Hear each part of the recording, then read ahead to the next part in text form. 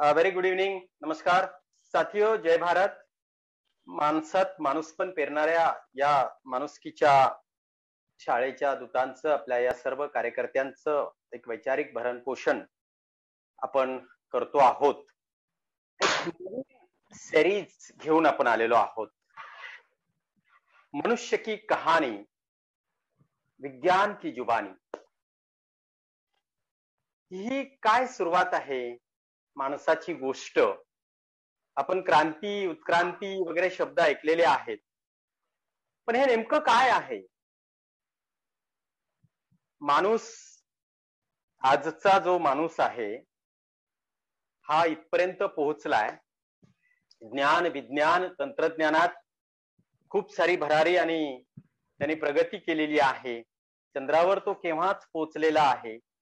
पण निदा फाजली यांनी असं म्हटलेलं आहे, शायद पड़ोस में कोई भूखा है इसीलिए इसीलिए शायद मेरे गले निवाला नहीं उतर रहा है. ही संवेदनशीलता या माणसाकडे कधी येणार आहे? पण आपण आता माहिती किती आहे? मला फार तर आजोबा, पंजोबा इथपर्यंत माहिती आहे. पण हा माणूस कसा होता, कुठून आला, हे प्राणी, पशु, पक्षी, हे सारं universe, astronomy, science of universe, हे जाणून आपण घेणार आहोत.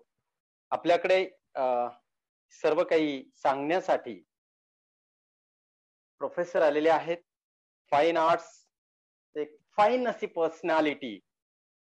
Late me introduce and let me welcome Amitabh ji Pandey sir.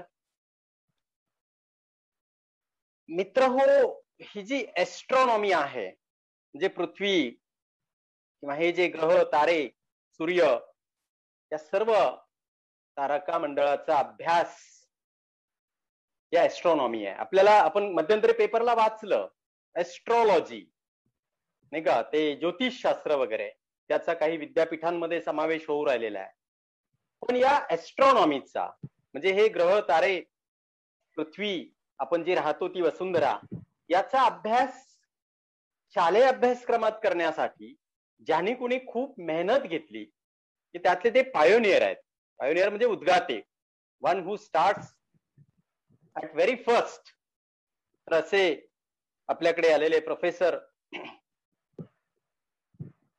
Amitabh Pandey sir, ह्या माणसाची गोष्ट ते सांगणार आहेत. खूप साऱ्या गोष्टी आहेत त्यांच्याकडे, विज्ञानाच्या गोष्टी आहेत अर्थात. आणि ही जी थीम आहे आपली, ही थीम आपण काही काळ पुढे ऐकणार आहोत. सर्व काही हे जाणून घेणार आहोत. मला आजच्या आपल्या मान्यवर वक्त्यांविषयी अगदी थोडक्यात सांगतो आहे, कारण त्यांच्याविषयी जर बोलायचं म्हटलं तर आपला हा सगळा 1 तास किंवा आणखी खूप कालावधी जाईल. पण तरीही अगदी थोडक्यात त्यांचा मी परिचय करून देतो आहे. ते असिस्टंट प्रोफेसर आहेत, college of art, Delhi, live drawing, Delhi. एरवी त्यांची NIT आणि IIT कडे व्याख्याने होत असतात. आज त्यांचं आपल्या वाट्याला मिशन माणुसकीकडे त्यांचं हे व्याख्यान आपल्या कार्यकर्त्यांसाठी आजची संध्याकाळ आपल्याला मिळालेली आहे. अतिशय रम्य अशी ही संध्याकाळ असणार आहे. बिहार सरकारचे ते विज्ञान आणि तंत्रज्ञान, हे जे तंत्र सलाहकार, ऍडवायझर आहेत. आता हे मी मगाशी म्हटलं, एस्ट्रॉनॉमी ही आणि स्पेस सायन्स शाळांमधून शिकवायला भाग पाडणारे ते अतिशय महत्वाचे धोरणकर्ते आहेत. हा सिलेबस त्यांनी डिझाईन केलेला आहे, जे थोर असे अंतरिक्ष तज्ञ आणि म्हणजे अवकाश तज्ञ, गणितज्ञ आर्यभट्ट यांच्याविषयी एक आंतरराष्ट्रीय असा परिसंवाद त्यांनी आयोजित केला होता. विपुल असं लेखन त्यांनी केलेलं आहे. म्हणजे वर्तमानपत्र, टीव्ही, जे या प्रिंट, इलेक्ट्रॉनिक मीडिया सोबत खूप सारे पेपर्स, खूप सारे थेसिस त्यांच्या नावावर आहेत. आणि सोशल वर्क मध्ये, म्हणजे हे जी समाजसेवा आहे, दी woods an NGO is founded by him which is working on preserving environment, पर्यावरण नाही का, या पर्यावरणाचा आपण माणूस एक अन इंटेग्रल पार्ट, अविभाज्य घटक आहोत. तर असं एक आगळं वेगळं व्यक्तिमत्व जे theatre, performance arts and cinema असं एक वर्सटाईल पर्सनॅलिटी आपल्यामध्ये आज आलेले आहेत. सम्माननीय अमिताभ जी पांडे सर, मैं आपको रिक्वेस्ट करता हूं कि आप अपनी बात रखिए सर. धन्यवाद धन्यवाद. तो मैं थोड़ा सा अपना परिचय खुद भी दे दूं, और जब कोई पूछता है कि तो बताता हूं कि नाम तो जो है वो है ही है, और उसमें जो पांडे जुड़ा हुआ है वो बाय द वे उसमें मेरा कोई कंट्रीब्यूशन नहीं है, वो बाय बर्थ मेरे ऊपर थोप दिया गया है, ठीक है. और उसके कारण से कई लोग मुझसे नाराज भी हो जाते हैं कि तुम सब बातें करते हो धर्म विरोधी, ईश्वर विरोधी, नाम पांडे क्यों लगा रखा है. तो बोले मेरे बाप ने दिया है तो उसको तो नहीं छोड़ूंगा, और तुमको चूंकि उसको सुन के जलन होती है कि पांडेयों की ऐसी बातें करता हूँ, इसलिए भी रख रखा है मैंने. और पूछते कहाँ रहते हो, तो कहते कहाँ से आए हो, लोग पूछते मैं अफ्रीका से आया. तो लोग फिर चौंक जाते हैं कि शक्ल सूरत से अफ्रीकन तो दिखता नहीं. तो वो कहानी आज आएगी, हमारे आगे आएगी कि मैं अफ्रीकन क्यों है, या हम सब लोग अफ्रीकन क्यों है. और तीसरी बात ये कि करते क्या हो, तो बोलता हूँ तारे दिखाता हूँ, अच्छे लोगों को रात में और बुरे लोगों को जब बोलो तब दिखाता हूँ. तो आज जो मैं बात शुरू कर रहा हूँ ये कहानी है इंसान की कहानी.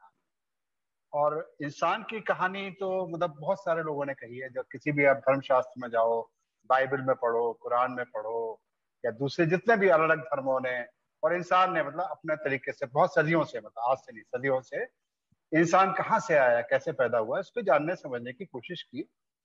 और उसमें मतलब कि बहुत मतलब इंटरेस्टिंग कहानियां है. उसको से पढ़ो तो बड़ा लगता है कि बचपन में जब हम पढ़ते तो हमको बड़ा आनंद आता है कि अचानक से कहीं मतलब जैसे कि बाइबल की कहानी है कि कोई भगवान ने, गॉड ने 6 दिन में सारी दुनिया बना दी है. 6वें दिन उसको ख्याल आया कि इस दुनिया को कौन देखेगा, किसके लिए दुनिया बनाई, तो इंसान को बनाया, मिट्टी से इंसान को बना दिया. और फिर आदमी की पसली एक निकाली, उससे औरत को बना दिया. ये कहानी जो दुनिया के लगभग अधिकांश धर्मों में, जो यूरोप के धर्म है या मिडिल ईस्ट के धर्म है, इस्लाम में, क्रिश्चियनिटी में, यहूदियों के धर्म में, एक मोटी मोटी ये कहानी सभी ने एक दूसरे से कॉपी किया. ओरिजिनली जैसे यहूदी रिलीजन था, ओरिजिनल रिलीजन, उससे फिर क्रिश्चियनिटी निकली, क्रिश्चियन उसी के साथ उससे फिर बाद में इस्लाम भी निकला वहीं से. इन तीनों धर्मों का ओरिजिन हमारे जो बोलना चाहिए कि जो मिडिल ईस्ट में आपका जो इजराइल और जो अपना इजिप्ट, ये पूरा इलाका जो है यहाँ पे मतलब इन तीनों धर्मों का यहाँ पे ओरिजिन होता है. हमारे यहाँ भी भारत में भी इसको लेके कई सारी कहानियां. एक कहानी जो खास तौर पे जो डोमिनेंट कहानी है, चूंकि वो जो सबसे डोमिनेंट रिलीजन है, उसको जो वो जो रिलीजन जो है, चूंकि उसमें कहानी ये कि अपने से एक कहानी, कई कहानियां उसमें भी अलग अलग बहुत सारी कहानियां हैं.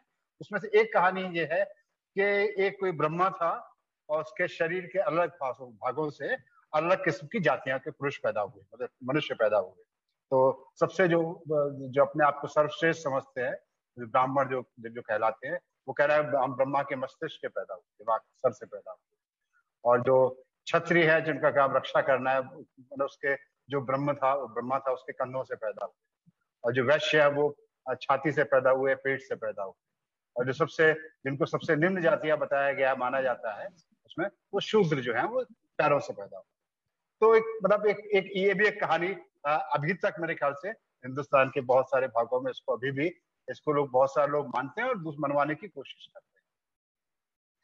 तो ये जो ये कहानी ये भी थी, ये तो जैसे धर्मों की कहानी. और भी दूसरी कहानियां थी, जैसे कि प्रकृति में कहीं भी मिट्टी में कहीं कोई मतलब मिट्टी में से जीव, बारिश होती है उसके बाद से तरह तरह के जीव निकल आते हैं. तो उसमें ये था कि ये इसको स्पॉन्टेनियस जनरेशन थ्योरी कहा गया कि अच्छा जीवन जो है आप प्रकृति में अपने आप से पैदा हो जाता है.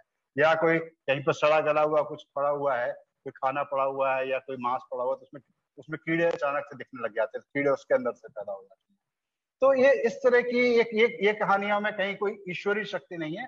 मुख्य तौर पे सारी कहानियों में कोई न कोई, क्योंकि ये इतना जीवन इतना चमत्कारी दिखता है, मनुष्य इतना मतलब दिखता है कितना मतलब कमाल की चीज है. मनुष्य इंसान कितना कमाल का है कि इसका देखो दिमाग देखो, इसकी आंखें देखो, इसका अपना शरीर देखो, ये पता नहीं क्या क्या कर देता है.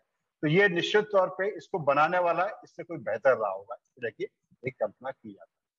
क्योंकि हम इंसान बनाते हैं तो हमारे बनाई चीजों में बहुत सारी कमियां होती हैं. हमको लगता है कोई जो जब कोई टेबल बनाता है, कोई कुर्सी बनाता है, कोई बहुत अच्छा बड़ा ही होता है, कोई कम बड़ा ही होता है, लेकिन इंसान जैसी कोई चीज मनुष्य ने नहीं बना पाई। तो निश्चित तौर पर इंसान या प्रकृति की जो बहुत सारी चीजें, पहाड़ है, पेड़ है, दूसरे हमको जितने भी जीव दिखते हैं आसपास, ये कहाँ से आ गए? तो इसकी ये जो एक कहानी कल्पना, निश्चित तौर पर ऐसा लोगों को लगता था कि जो मनुष्य से कोई बेहतर कोई कारीगर, कोई बेहतर कलाकार या बेहतर मतलब जो बुद्धिमान ऐसी कोई चीज होगी या व्यक्ति होगा जिसने इन सबको बनाया। इस सारी कहानियों का जब कुल मिला के देखें तो दो तरह के उसमें बांटे जा सकते हैं। विज्ञान से पहले की जो कहानियां थी, एक कहानी तो ये कोई ऐसी अद्भुत शक्ति थी जिसने कि सारी प्रकृति को बनाया, दुनिया जो हमको चारों दिखती है उसको बनाया, और उसमें रहने वाले जो हमको जीव दिखते हैं उनको बनाया, दूसरे तारों को बनाया, ग्रहों को बनाया, अंतरिक्ष को बनाया, और फिर उसके बाद में धीरे उसने बाद में मनुष्य भी बनाया।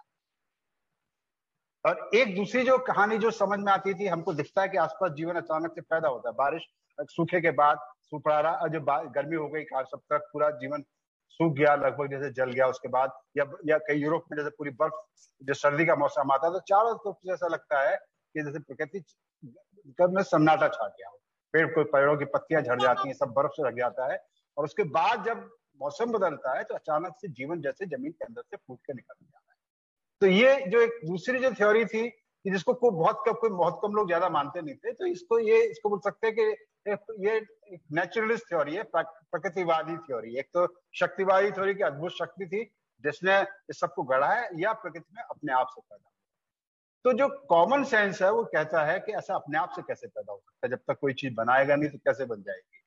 और जो प्रकृतिवादी विचार है वो कहता है कि प्रकृति में शायद अपने आप से। तो ये जो प्रकृतिवादी विचार था, ये विचार बहुत ज्यादा लोग इसको मानते नहीं थे। इसको ज्यादातर लोगों का मानना यह था कि कोई ना कोई ऐसी अद्भुत शक्ति है, ऐसा कोई चमत्कारी शक्ति है, और इसमें इसके पीछे कुछ एक बोलना चाहिए कि सामाजिक स्वार्थ भी जुड़ा हुआ है इसके तौर पे, क्योंकि इसमें इसके जो धर्म थे, तो सारे धर्म हमारे समाज में मनुष्य को डोमिनेट करने की कोशिश करते हैं और एक पूरी व्यवस्था निर्माण करते हैं, जो व्यवस्था समाज में उनके हिसाब से व्यवस्था के बिना समाज चलेगा नहीं। जैसे सारे मतलब ऐसा कोई अगर हम पूरे जैसे समाज को चलाने के लिए उसका कोई नेता नहीं, उसका कोई आगेवान नहीं, और या कोई ऐसा कोई सर्वशक्तिशाली पुरुष जो कि सब पे राज करे, और वो जो वही उसके आदेश से, उसकी मर्जी से सारा समाज में चले। हमारे घर के अंदर भी जैसा एक सबसे बड़ा पुरुष होता है, सबसे सीनियर होता है, उसकी सब बात मानेंगे, वो घर का सारा कारोबार चलाएगा। घर में कमरा बनना है, मकान बनना है, तो उसकी मर्जी से होगा, कैसा बनेगा, क्यों बनेगा। तो ऐसा हमारा जो मानना था कि उसके बिना दुनिया जैसे चल ही नहीं सकती। ऐसे ही जो पूरी सारी दुनिया, इसको भी चलाने वाली कोई शक्ति, कोई ताकत, उसके बिना दुनिया जैसे चल नहीं सकती। तो ये जो एक दो धारणाओं, एक जो खासतौर पर सबसे डोमिनेंट धारणा थी, जो जिसको मैं कई बार कहता हूँ कि ये कॉमन सेंस है, और ये मतलब एक सामान्य बुद्धि है। भाई जब दुनिया घर बार चलाने के लिए कोई चाहिए, हमारा समाज चलाने के लिए कोई राजा चाहिए, और जैसे कि दुनिया देश चलाने के लिए या सब कुछ चलाने के लिए कोई सबसे शक्तिशाली जो राजा है, जो सबसे शक्तिशाली वर्ग है, उसके अगर वो नहीं होगा, वो नहीं चलाएगा, तो दुनिया सारी खराब हो जाएगी, सारी बिखर जाएगी, सारा कारोबार खराब हो जाएगा। तो ये ऐसी दुनिया चूंकि इतनी जटिल है, इतनी सुंदर है, इसमें बहुत सारी चीजें, तो उनको भी कोई चलाने वाली कोई शक्ति या कोई ऐसा मतलब मायावी राजा, जिसको लोगों ने भगवान का नाम दिया, जिसको किसी ने गॉड का नाम दिया, किसी ने ईश्वर का नाम दिया, किसी ने उसको अल्लाह का नाम दिया, ये सारे इस तरह की शक्ति के चलते ही सारा ये धरती आई, धरती पे जीवन आया, और उसने ही मनुष्य को बनाया, और ये सारी दुनिया यहाँ से शुरू। ये कहानी काफी लंबे समय तक चलती रही, और ये मतलब कहने जब से मनुष्य ने होश संभाला है, उसके बारे में हम आगे बात करेंगे, कैसे मनुष्य ने होश संभाला। वैसे जो बच्चे बड़े होते हैं, जब एक उम्र आती है वो अच्छे होश संभालते हैं, तो ऐसे इंसानों ने भी एक अपना पूरा दौर, पूरा जीवन का धरती पे करके एक पटना के होश संभालना शुरू किया, जिसको मैं विज्ञान का जन्म कहता हूँ। उसके बारे में बात करेंगे।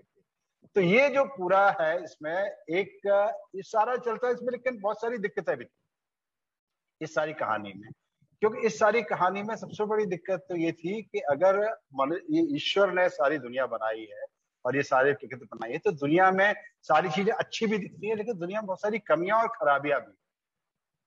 हमारे समाज में बहुत सारी कमियां हैं, बहुत सारी खराबियां हैं, तो इनकी खराबियों का जिम्मेदार कौन, इस कमियों का जिम्मेदार कौन। तो उसमें फिर ये कहते थे कि मतलब दुनिया में चूंकि जो भगवान ने दुनिया बहुत अच्छी बनाई थी, लेकिन जो बाद में दुनिया इसमें खराबी आ गई, इसमें कमियां आ गई, क्योंकि मनुष्य ने आके जो सबको खराब कर दिया, जैसे हमने आके इसको खराब कर दिया। ईश्वर ने तो बहुत अच्छी दुनिया बना के दी थी, दुनिया हमारे कारण से खराब, दुनिया में पाप है। बाइबल में भी इसकी भी एक कहानी है, कुरान में भी इसकी एक कहानी है, हमारे धर्म ग्रंथों में भी इसको लेके कहानी है। तो वो ईश्वर ने अच्छा बनाया था, हमने हमारा बाद में खराब हो। शुरू में बहुत अच्छी दुनिया थी, लेकिन जब मनुष्य ने प्रकृति का और अध्ययन करना शुरू किया, जिसको बोलते हैं कि पूरा एक मतलब एक विज्ञान के जन्म की हम बात करें मोटे तौर पे, तो कहना बड़ा मुश्किल है विज्ञान का जन्म कब, क्योंकि हम आज बात कर रहे हैं विज्ञान की कहानी की बात करें, तो थोड़ा सा हम शुरू करेंगे विज्ञान कैसे मतलब इन चीजों को एक्सप्लोर करना शुरू करता है, समझना शुरू करता है। तो ये विज्ञान की ऐसे कहा या कहानी, जब से मनुष्य का इतिहास हम देखते हैं पढ़ते हैं, तो विज्ञान मतलब मनुष्य नई कुछ जानकारी हासिल करने की करने की कोशिश तो हमेशा से करता रहा है। जैसे जब हम आगे बात करेंगे मनुष्य का जैसे कि शुरुआत होती है, तो कैसे वो अपने प्रकृति को समझने और जानने की कोशिश करता है।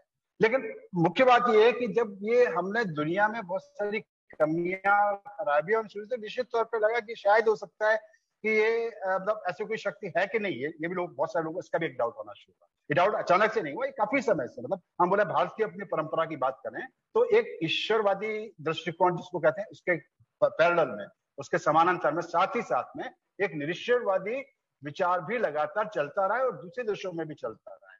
हमारे देश में जैसे कि बुद्ध की परंपरा है, बुद्ध के बारे में कहा जाता है कि जैसे कि उनके बारे में बहुत ही प्रचार किया जाता है कि बुद्ध विष्णु के अवतार थे, और लेकिन दरअसल बुद्ध जो थे अपने आप में वो एक नास्तिकतावादी दर्शन के प्रचारक थे। वो ईश्वर के अस्तित्व को नहीं मानते, प्रकृति के अस्तित्व को मानते, ईश्वर के अस्तित्व को नहीं मानते। तो ऐसे हमारे यहाँ चारवाक थे, गणात थे, इस तरह की नास्तिकतावादी धारा विचारधाराएं भी लगातार चलती है।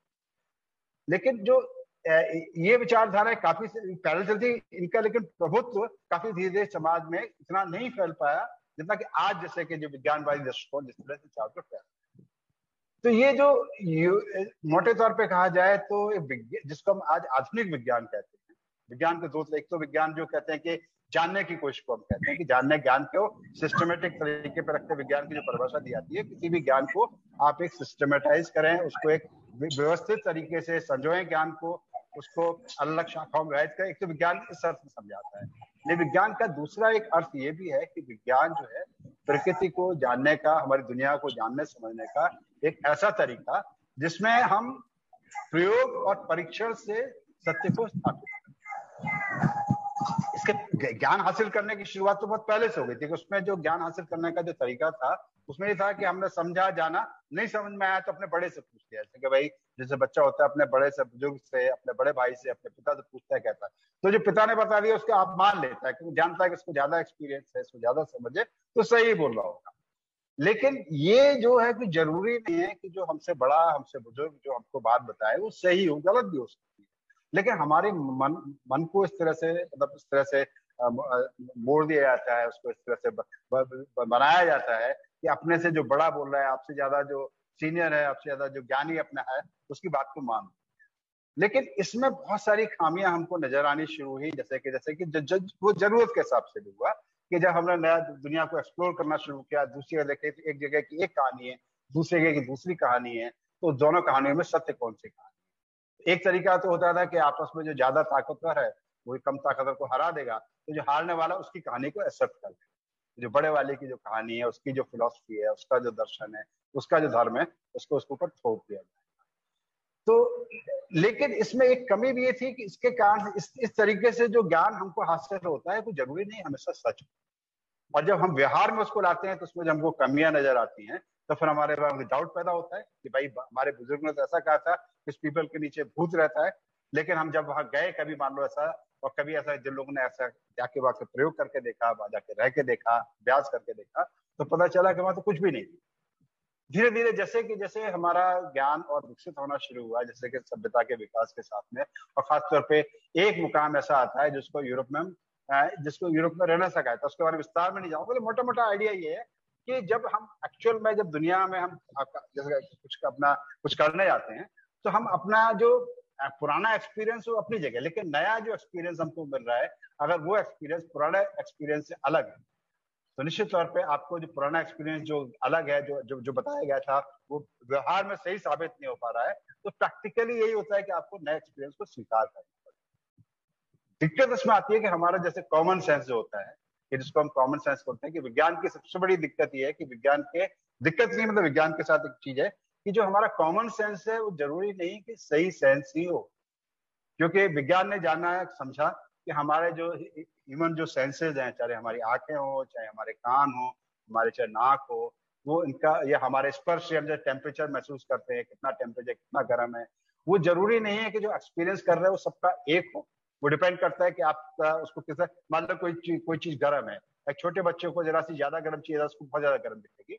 और माँ जैसे चूल्हे में खाना बनाती रहती है, वो जब किसी चीज को छू के देखेगी तो उसके लिए उतना उसको गर्म नहीं लगेगा, लेकिन छोटे बच्चे को वही चीज हो सकता है कि वो चिमटा है या तवा है, बहुत ज्यादा गर्म लगे, तो उसके माँ के हाथ तो जल जल के इतने कठोर हो जाते हैं तो उसको लगता है कि उतना गर्म नहीं, तो उसको पकड़ भी सकती है। छोटे बच्चे के लिए बहुत ज्यादा गर्म है, तो छोटा बच्चा बोलेगा ये तो बहुत ज्यादा गर्म है, लेकिन माँ के लिए उतना गर्म नहीं है। तो ये हमारा सब्जेक्टिव एक्सपीरियंस है कि आपको उससे, लेकिन अगर आपको कितना गर्म है कितना ठंडा है जानने के लिए आप थर्मामीटर का इस्तेमाल करेंगे, जिससे कि हम बुखार में बुखार नापते हैं या लेबोरेटरी में यूज करते हैं, वो आपको एक प्रिसाइज टेम्परेचर बताएगा। वो ये नहीं बताएगा कि गर्म है या ज्यादा गर्म है, कितना एग्जैक्टली उसका कितना टेम्परेचर है। जैसे पानी के कंपेरिजन, पानी जिस टेम्परेचर जनता है उसको 0 बोल दिया गया, और जिस टेम्परेचर पानी उबलता है उसको 100 मान लिया गया, तो उसके बीच के जो टेम्परेचर डिफरेंस को हमने 100 बराबर भागों में विभाजित कर दिया। और जो थर्मोमीटर जो इक्विपमेंट है प्रिसाइसली बताएगा कि बर्फ की तुलना में कितना गर्म है, बर्फ और जो भाप के बीच में कितना उसका एग्जैक्टली कितना जो फर्क है टेम्परेचर का, उसमें कितना टेम्परेचर है। और ये जो रिवॉल्यूशन शुरू होती है जो जानने समझने की, ये इसके सबसे बड़ा श्रेय दिया जाता है गैलीलियो। गैलीलियो जो इटालियन वो थे, साइंटिस्ट थे, अपना जो फिजिसिस्ट थे, जिन्होंने फिजिक्स के एक्सपेरिमेंट किए, एस्ट्रोनॉमी का ऑब्जर्वेशन शुरू किया। उन्होंने दरअसल टेलीस्कोप जो इजाद हुआ था यूरोप में, जब डार्विन ने गैलीलियो ने यूज किया लगभग 1 साल पहले, टेलीस्कोप का यूरोप में आविष्कार हो चुका था। गैलीलियो ने जब अपना टेलीस्कोप बना के उससे आकाश को देखा तो बहुत सारी चीजें जैसा हम मानते थे उसके उलट निकलनी शुरू। चंद्रमा जिसको हम देवता मानते हैं, जैसे कोई अभी भी भारत में कई जगह चंद्रमा की पूजा होती है, उसको लेके व्रत तोड़ा कई औरतें रात शाम को व्रत होती है, लेकिन जब उसको दूरबीन से देखा गया तो पता चला धरती जैसी कोई चीज है, उस पर भी गड्ढे है, क्रेटर है, और फिर धरती में पहाड़ होते हैं, ऐसे पहाड़ है। तो जो एक अचानक से जो हमारी आंख का जो विस्तार हुआ, आंख की जो हमारी क्षमता दूरबीन के कारण बढ़ी, तो जो कॉमन सेंस बोलता था उसके उलट चीजें हमको समझनी शुरू आनी शुरू।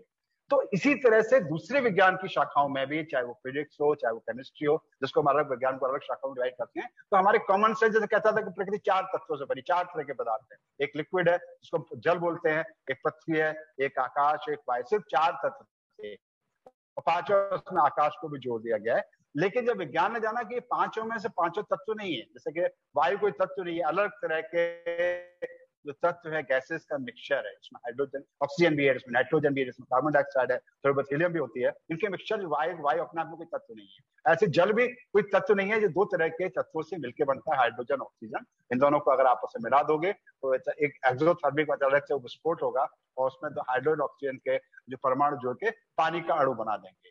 तो पानी भी अपने आप में तत्व नहीं है। आकाश जो चीजों के बीच में खाली जगह वो है। तो विज्ञान ने जो एक्सपेरिमेंट करके, ऑब्जर्वेशन करके एक बताया कि जो तत्व सिर्फ 4 नहीं है, जबकि तत्वों की संख्या 100 से भी ऊपर, 108 से ऊपर अलग किस्म के तत्व हैं जो आपस में रिएक्शन करके, एक्शन करके तरह तरह के पदार्थ बनाते हैं, जिन पदार्थों से आज हमारे चारों तरफ हमारी दुनिया बनी हुई है। इसमें चाहे वो जीवित पदार्थ हो चाहे अजीवित पदार्थ हो। तो पहले तो क्या माना जाता है कि जीवित वस्तु है वो अलग तरह का पदार्थ है, और निर्जीव वस्तु अलग तरह का पदार्थ है। आप अगर केमिस्ट्री बच्चे पढ़ते हैं तो हमारे केमिस्ट्री को दो भागों में विभाजित कर जाता है। एक इनऑर्गेनिक केमिस्ट्री, जिसमें जो कार्बन रहित जो बाकी जो सारे जितने भी तत्व है उनसे मिलकर जो कंपाउंड बनते हैं, क्या एक्शन रिएक्शन होती है, वो रसायन शास्त्र का वो विभाग। और दूसरा ऑर्गेनिक केमिस्ट्री, जिसमें कार्बन से बनने वाले जो भी जितने भी कंपाउंड है उनकी स्टडी होती है। तो पहले तो उनको 2 चीजों को बिल्कुल अलग माना जाता था, एक अजीवित पदार्थ और जीवित पदार्थ। जीवित पदार्थ को मानते थे कोई विशेष एक चीज है जिसके कारण से वो जीवित है, अजीवित पदार्थ वो नहीं होती है वो चीज, जिसको विज्ञान में जिसको दूसरे लोगों ने नाम दिया कि कोई आत्मा या स्पिरिट, जिसको अंग्रेजी में कहा जाता है। तो ये जो एक मतलब डिवीजन था कि एक ऑर्गेनिक कंपाउंड, जो ऑर्गेनिक चीजें होती हैं, जैसे कि हमारा शरीर, पेड़ पौधे, पशु, इनके अंदर एक विशेष चीज है जो बाकी अजीवित चीजों में नहीं होती। जब वो जीवित में वो प्रवेश कर जाती है तब वो जीवित है, जब वो निकल जाती है तो वो मर जाती है। आपने एक कहानी भी सुनी होगी कि जो बहुत ही प्रचलित कहानी है कि एक बढ़ते हुए आदमी को एक शीशे के कमरे में बंद कर, और उस कमरे में क्या बंद करके उस एक्सपेरिमेंट कर रहे थे वो कि मरने पे क्या होता है। और चारों तरफ से कमरा एकदम सील था, उसमें कोई भी बाहर से हवा नहीं जा सकती थी, अंदर की हवा बाहर नहीं आ सकती थी। तो जब व्यक्ति मरने चला तो वो पता चला कि शीशे में चटक गया, शीशे में दरार आ गई और उसकी आत्मा वहां से निकल के भाग गई। ये मैंने भी बचपन में प्रयोग पढ़ा था और बाद में भी काफी लोग, मेरे ख्याल से काफी लोगों ने कहानी किस्सा सुना होगा। लेकिन जब मैं बड़ा हुआ मैंने कहा इसको पता तो करें ये कहाँ पे रिसर्च हुई थी, तो पता चला ऐसी कोई रिसर्च साइंस की हिस्ट्री में कभी हुई नहीं और इसका कोई डॉक्यूमेंटेशन नहीं है, इसका कोई एविडेंस नहीं है। और सबसे मजेदार चीज है कि अगर हम जो ये जिस विशेष तत्व की बात सभी शास्त्र करते हैं, हमारे यूरोपियन फिलोसफी में, जो रिलीजियस फिलोसफी में, चाहे क्रिश्चियनिटी में हो, चाहे इस्लाम में हो, चाहे हमारे जो हिंदू जो जिसको ब्राह्मणवादी दर्शन कहते हैं, उसके अंदर भी इस आत्मा की हमेशा बात होती है। लेकिन ये जो आत्मा जिसके बारे में कहा जाता है, ये फिजिकल चीज नहीं है। ये जो फिजिकल पदार्थ है, जो भौतिक पदार्थ है, इससे अलग कोई चीज है। और ये जब निकल जाता है तो मर जाता है, जो अंदर घुस जाता है तो पैदा हो जाता है। तो ये कहा जाता है कि इस प्रयोग में ये हुआ कि वो पदार्थ, जो विशेष पदार्थ आत्मा थी, शीशे शरीर से निकली और वो शीशा तोड़ के बाहर निकल गई। लेकिन जो कभी किसी ने ये सवाल शायद पता नहीं किया हो, मुझे पता नहीं, मेरे दिमाग में जो सवाल आया कि क्या जो आत्मा जो हमारे शास्त्रों में, चाहे बाइबल में, कुरान में जो डिफाइन की गई है कि वो ऐसी एक सूक्ष्म है, उसका ना कोई आकार है, ना उसका रंग है, ना कोई रूप है, ना उसको कोई गंध है, और वो जब बाहर निकली तो उसको शीशा टूट गया। तो ये सवाल ये उठना चाहिए कि जब कांच जो होता है उसके अंदर से भौतिक चीज है, प्रकाश निकल सकता है, उसके अंदर घुस सकता है, तो क्या आत्मा को शीशा तोड़ने की जरूरत पड़ेगी? जो कि आत्मा सूक्ष्म है, जो पदार्थ के कणों से भी, जिसको हम बाद में एटम के तरीके समझा, क्या उनसे भी क्या मोटी चीज है आत्मा, जिसको तोड़ने, कांच से बाहर निकलने के लिए शीशा तोड़ना पड़ा? या जब किसी व्यक्ति में, किसी भी जीव में जब आत्मा घुसती है तो उसके पहले जीव निर्जीव होता है क्या है? जैसे कि ये अपने मैं सवालों की बात कर रहा हूँ, सभी के दिमाग में सवाल आते होंगे कि बच्चा जब गर्भ में पल रहा होता है, सबको पता है, तो उसमें कोई क्या एक विशेष ऐसा बिंदु होता है या विशेष वक्त होता है कि जब उसके अंदर आत्मा प्रवेश की, उसके पहले वो निर्जीव था और उसके बाद जैसे वो घुस गई उसके बाद ये जीवित हो गया। लेकिन जब हम ये जीवों को समझना शुरू किया, और काफी लोगों को मालूम था, लेकिन ये शायद सवाल कभी नहीं पूछा, विज्ञान ने सवाल पूछने शुरू किए कि एक जो बच्चा बनता है माँ के गर्भ में, जो शुक्राणु अंडाणु के संयोग से जो गर्भाधान होता है, जो पहला अंड बनता है, वो भी जीवित होता है। शुक्राणु जिस कोशिकाओं से बनता है वो भी जीवित कोशिकाएं होती हैं। तो जो जीवन की जो विज्ञान ने समझा कि लगातार कड़ी चली आ रही, तो एक जो वैज्ञानिक प्रकृतिवादी दर्शन था वो भी कि जैसे कि मिट्टी में से अचानक कीड़े पैदा हो जाते हैं, सड़े गले पदार्थ में से उसमें कीड़े बन जाते हैं, कहीं गंदा कपड़ा पड़ा हुआ, भीगा हुआ, सड़ा हुआ, उसके अंदर मक्खियां बन जाती हैं। तो जो स्पॉन्टेनियस जनरेशन की थ्योरी को विज्ञान ने भी रिजेक्ट कर दिया, क्योंकि वो गलत थ्योरी थी। प्राकृतिक ये उसमें निश्चित तौर पर जब उसमें किसी जीव के अंडे होंगे तभी उसमें कीड़े बनेंगे, और जब मिट्टी में भी जब जीव के जो जमीन के अंदर जो सुषुप्तावस्था में, मतलब बहुत ही गर्म मौसम में या वैसे जो छुप गए हैं बारिश के कारण, वो बाहर निकल लगते हैं, तो हमको लगता है कि मिट्टी में से जैसे पैदा हो गए। तो विज्ञान ने भी अपनी गलत थ्योरी को रिजेक्ट किया।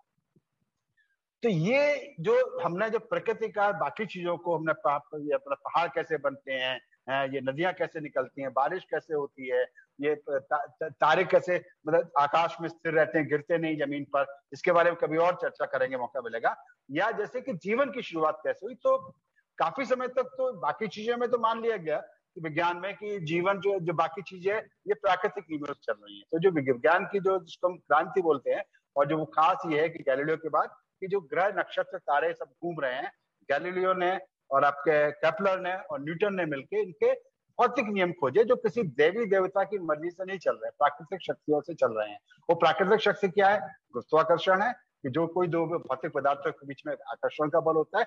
दूसरा उसकी अपनी गति है, जो गति अपने आप, जो भी एक जिस गति की अवस्था में कोई पदार्थ है, कोई रुका हुआ है तो रुका रहेगा, चलता है तो चलता रहेगा, जब उसमें बल लगाया जाएगा तो वो उसकी गति में, उसकी स्पीड में या उसके परिवर्तन होगा, अदरवाइज उसमें कोई परिवर्तन नहीं होगा। अचानक से वो ना अपनी दिशा बदल सकता है, ना अपना उसकी रफ्तार बदल सकता है। तो पूरा जो ब्रह्मांड जो उसको भौतिक जो अंतरिक्ष का जो साइंस है, उसने पाया कि सारे भौतिक नियमों से हमारे सारे ग्रह नक्षत्र तारे अपनी कक्षाओं में घूम रहे हैं। तो बाकी जो जो जो जो विज्ञान के विषय थे, जीवन के बारे में भी समझना विज्ञान शुरू किया। ऑर्गेनिक पदार्थ मैंने बताया कि ऑर्गेनिक पदार्थ है, एक इनऑर्गेनिक पदार्थ है। एक लेबोरेटरी में एक साइंटिस्ट है जो एक ऑर्गेनिक पदार्थ है जिसको हम यूरिया कहते हैं, जो हमारे पेशाब में पाया जाता है, वो यूरिया को लेबोरेटरी में सिंथेसाइज किया गया। तो यूरिया जो कि कार्बन से बना हुआ तत्व है, जो जीवित पदार्थ उसको पैदा करते, सारे जीवधारी अपने पेशाब में, जो जितने मैमल्स बड़े हैं पेशाब में, उनके यूरिया होता है। तो जो ऑर्गेनिक पदार्थ को लैब में बना लिया गया, तो पता चला कि जो ऑर्गेनिक और इनऑर्गेनिक पदार्थ के बीच की जो हमने विभाजन रेखा बना रखी है, ये भी सही नहीं है। दोनों में कोई बहुत ज्यादा फर्क नहीं है कि वो जो, अगर हम जो कार्बन को एक दूसरा हाइड्रोजन से और खास तरीके से उनको हम जोड़ देंगे तो ऑर्गेनिक पदार्थ ही बन जाता है, उसको तोड़ देंगे तो वही पदार्थ इनऑर्गेनिक पदार्थ बन जाएगा। तो ये जो मतलब जो जीवित और अजीवित वस्तुओं के बीच का जो भेद था, ये विज्ञान जो विभाजन था, विज्ञान ने अपने लैब में एक्सपेरिमेंट करके तोड़ दिया। पहली बार लैब में जब ऑर्गेनिक पदार्थ बनाया गया तो ये पूरा के डिवीजन के ऑर्गेनिक पदार्थ बनाने के लिए विशेष शक्ति की जरूरत होती है, जिसको आत्मा कहा जाता था या स्पिरिट कहा था, उसकी भी कोई जरूरत नहीं है। और बाद में तो लैब में सारे जो जिन चीजों से हमारे मिलकर अलग अलग केमिकल्स है, प्रोटीन्स हैं, हार्मोन्स हैं, ये सारा इन सबसे जो बनता है, इनको भी लैब में आज तो सभी जगह बना लिया। ये आगे की बात है। तो खास जो जीवन को समझने में, जीवन की उत्पत्ति को जानने में जो सबसे बड़ी क्रांति होती है, उसके जो जन्मदाता शुरुआत पहले भी हुई थी, वो अपने जिनको डार्विन को कहा जाता है कि डार्विन ने पूरा जो धरती पे जो जितने विविध किस्म के जीव के रूप हैं, चाहे वो आपके चिड़िया हो, चाहे वो तितली हो, चाहे वो कीड़े मकोड़े हो, चाहे वो घोड़ा हो, चाहे हाथी हो, चाहे कुत्ता बिल्ली, ये सारे, और चाहे मनुष्य भी बाद में पता, उसका भी पता किया गया, ये सारे जीव जैसे आज हमको दिख रहे हैं हमेशा से ऐसे नहीं थे। इसकी सबसे पहले शुरुआत तो होती है कि जब भूगोल विज्ञान का विकास होता है, ज्योग्राफी का विकास होता है, तो जमीन चट्टानों के नीचे मतलब ऐसे जीव मिलने शुरू होते हैं जैसे जीव आजकल पाए नहीं जाते, उनके ऐसे अवशेष मिलते हैं, इनको हम फॉसिल कहते हैं साइंस के लैंग्वेज में। ऐसे जीवधारियों के बचे कुचे अवशेष जो वक्त के साथ बदलते बदलते मौसम के असर से धीरे हड्डियां पूरी पत्थर में बदल गई। तो उनके या तो हड्डियों का, उनके शरीर का इंप्रेशन, उनका जो जैसे कि हाथ, जब मिट्टी में आप पैर चलते हो तो रेत पे चलते हो तो पैरों के निशान बनते जाते हैं, तो जीवधारियों के चलने के निशान, इनका कोई जीवधारी मर के दब गया तो मिट्टी में जो धीरे धीरे चट्टान बन गई, उसके अंदर उसके निमित या उसकी हड्डियां जो पूरी तरह से पत्थर में बदल गई। तो ऐसे जीवधारियों के अवशेष मिलने शुरू हुए, तो पता चला कि जीवन हमेशा से ऐसा नहीं था। ऐसे बहुत बड़े अजीब किस्म के, बहुत बड़ी शार्क के जो मछली होती है उसके फॉसिल मिलने शुरू हुए। ऐसे बहुत बड़े विशालकाय जीवों के फॉसिल मिलने शुरू, जिनको हम डायनासोर्स कहते हैं, कि जो आज धरती पर कहीं भी मौजूद नहीं है। तो ये समझ में आना शुरू हुआ कि धरती पर जो जीवन आज जैसा है ऐसा हमेशा से नहीं था, इसमें भी बदलाव हुए हैं। तो उसको जो धर्म वालों ने उसको अलग ढंग से उसको एक्सप्लेन करने की कोशिश की। जो बाइबल में एक बाढ़ बहुत बड़ी बाढ़ का जिक्र आता है, इसको फ्लड कहते हैं, जिसमें उनके हिसाब से पूरी धरती पानी के अंदर समा गई थी और लगभग जीवन एक बार खत्म हो गया था। एक कोई महापुरुष थे नूह, उन्होंने बाकी सारे जीवधारियों को, एक एक जोड़े को अपने साथ ले गए, अपने नाव में बचा लिया, उससे फिर से जीवन की शुरुआत हुई। तो उसको एक्सप्लेन करने की इस तरह से कोशिश की गई कुछ धर्मों में, लेकिन वो एक्सप्लेनेशन सही साबित नहीं हुई, क्योंकि इतने सारे जीवों के, इतने सारे फॉसिल, इतने जीवों की जितनी आज प्रजातियां, जीव जातियां हमको आज मिलती हैं, इससे आप मान के चलिए इससे लाखों करोड़ों गुना, अरबों गुना जीवधारी आज जो धरती पर कभी पैदा हुए थे नष्ट हो चुके थे। आज के जितने जीवधारी धरती पर हैं, इनको अगर किसी का नाव में हमको रखना पड़े तो उतनी बड़ी नाव का बनाना आज भी शायद संभव नहीं होगा हमारे लिए, इसलिए उनको उस तरह की नाव। तो ये धीरे धीरे कहानियां जो थी, धर्म की कहानियां थी, जो वो धीरे धीरे उनको जो वैज्ञानिक लोग थे जो एक्सपेरिमेंट और ऑब्जर्वेशन से सत्य को स्थापित करते थे, ये विज्ञान की दो चीजें मूल हैं, एक्सपेरिमेंट एंड ऑब्जर्वेशन, प्रयोग करना और अनुभव करना, और इसकी कसौटी पर किसी सत्य को मानना या उसको स्वीकार करना और उसको आगे बढ़ाना, और जो चीज अनुभव व्यवहार में साबित नहीं होती है प्रयोग में, उसको रिजेक्ट करते आना। तो साइंस ने बहुत सारी जो गलत धारणाओं को, गलत फिलोसफीज को, गलत दर्शन को रिजेक्ट करना शुरू किया। और जो सबसे बड़ा जो विज्ञान में जो अपने गैलीलियो की क्रांति थी, न्यूटन की क्रांति थी, उतनी बड़ी जबरदस्त क्रांति डार्विन की क्रांति थी, जिन्होंने अपने प्रयोगों, अपने ऑब्जर्वेशन से ये स्थापित किया कि जीवों में लगातार परिवर्तन होता आया है हमेशा से।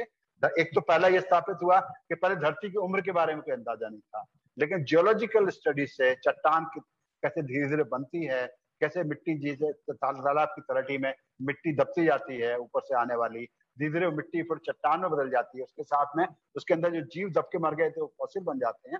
तो पता चला इस प्रोसेस में लाखों बरस लग जाते हैं, करोड़ों बरस लग जाते हैं। या कोई पहाड़ है, धीरे धीरे उसका इरोजन होते होते, मतलब उसका क्षरण होते होते धीरे धीरे वो घिसता जाता है हवा के थपेड़ों से, पानी के थपेड़ों से, तो धीरे धीरे वो घटता भी आता है। तो जो ये जो प्रोसेस है बहुत स्लो चलना, धीमे धीमे चलने वाली प्रोसेस है, इसमें लाखों बरस लग जाते हैं किसी पहाड़ को बनने में और पहाड़ को मिट के वहां पे समंदर बनने में।